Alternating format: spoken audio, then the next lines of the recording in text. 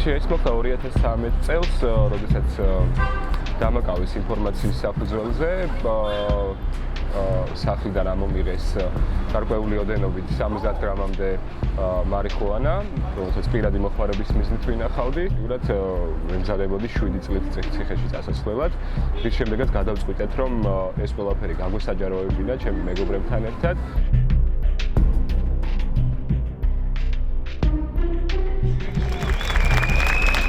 ეს კრიტიკა იქნება კრიტიკა სისტემის